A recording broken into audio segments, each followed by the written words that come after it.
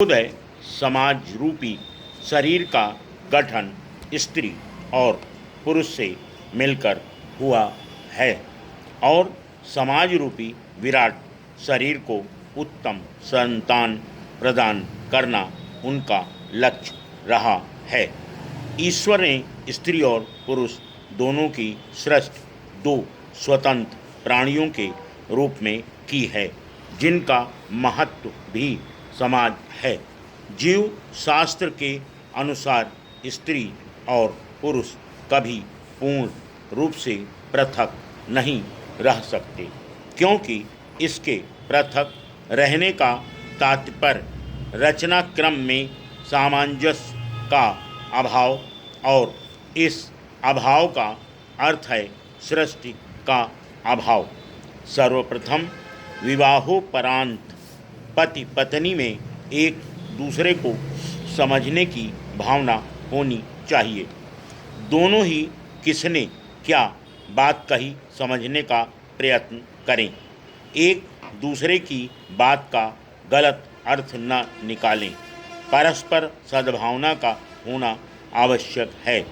दोनों का व्यवहार इस प्रकार हो कि दोनों के ही हृदय में एक दूसरे के प्रति श्रद्धा और विश्वास हो।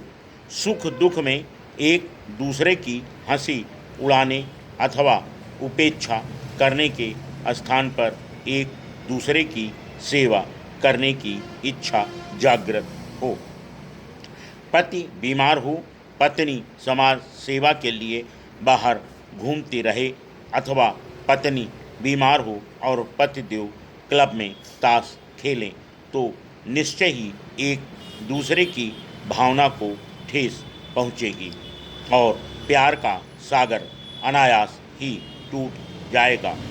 पत्नी को हर वस्तु हर कार्य में सर्वप्रथम अपने घर के लिए देखना सोचना उचित है। घर की सारी व्यवस्था ठीक करके ही बाहर समाज के कार्य की ओर देखना चाहिए। घर परिवार भी समाज का ही अंग है। अब प्रत्येक नारी अपने घर के कर्तव्यों को पूरी तरह निभाएगी तो समाज स्वतः ही सुखद हो जाएगा।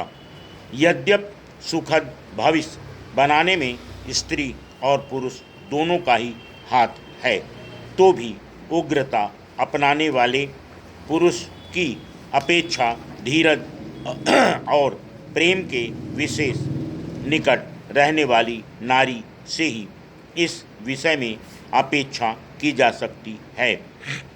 भारतीय नारी जिसका विकास परिवार में होता है, थोड़ी सी चतुराई से वह अपने परिवार को सुखद बनाने में सफल हो सकती है। प्रायः झगड़े की जड़ घर में आर्थिक तंगी के कारण होती है। यदि पति की आय कम है तो पत्नी को उतने ही रुपयों में घर की व्यवस्था सुचारू रूप से चलाने का प्रयत्न करते हुए स्वयं भी आय बढ़ाने के कुछ साधन ढूंढने की कोशिश करनी चाहिए। बच्चों से, अपने रिश्तेदारों अथवा पड़ोसियों से कभी भी एक दूसरे की बुराई नहीं करनी चाहिए। Full stop.